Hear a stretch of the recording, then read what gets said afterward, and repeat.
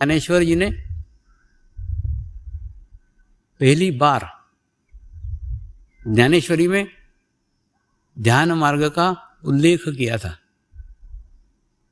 जो ध्यान मार्ग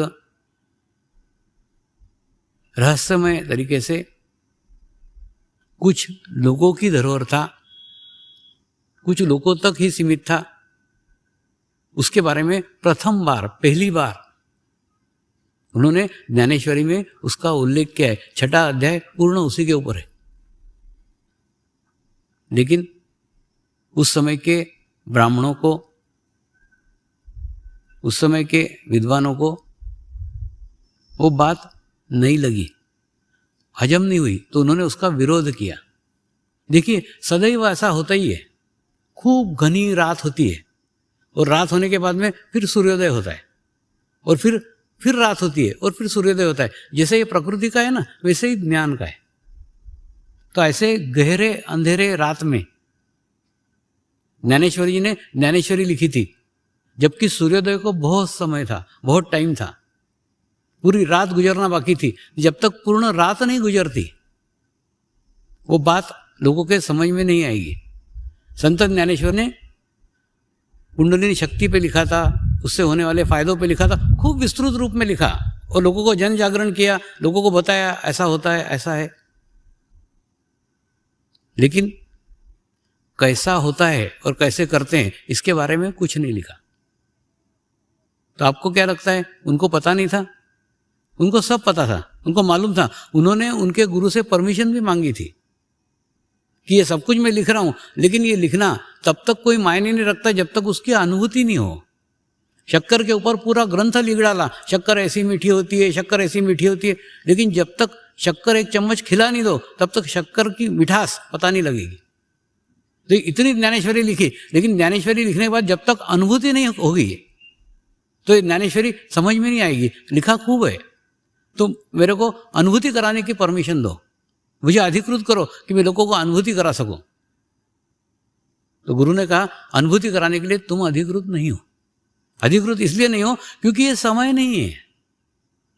वो समय आएगा, आज से 700-800 साल के बाद समय आएगा जब ये कार्य सार्वजनिक रूप से होगा। आज हम उसी समय के अंदर जी रहे हैं, ये हमारा सौभाग्य है। तो वो समय नहीं था। देखो, सूर्योदय की बात बेमानी है अगर हम रात को करते हैं, तो सूर्योदय की बात सुबह करना चाहिए। ठीक उसी प्रकार से वो जागृति की बात, अनुभूति की बात, वो समय ही नहीं था।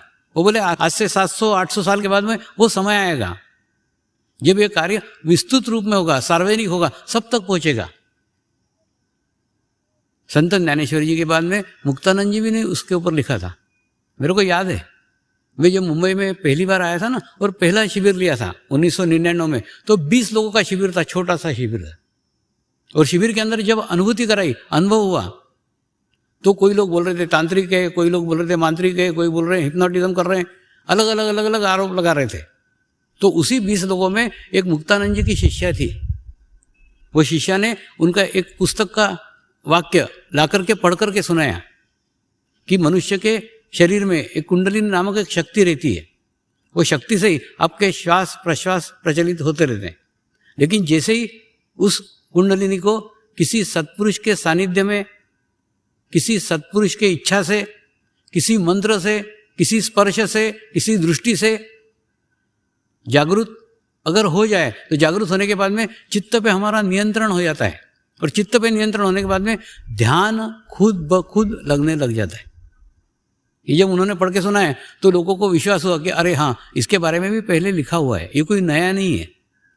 तो कहने का मतलब सब ने उसके ऊपर एक के ऊपर एक के ऊपर एक के ऊपर एक लिखते चले गए। लेकिन ये गुरु तत्व की प्रगति है, गुरु तत्व का प्रोग्रेस है। अब केवल गुरु का चित्र देखने मात्र से ही जागृति होती है, यहां तक पहुंचे हैं। तो कहने मतलब ये दिन प्रतिदिन बढ़ती हुई प्रक्रिया है।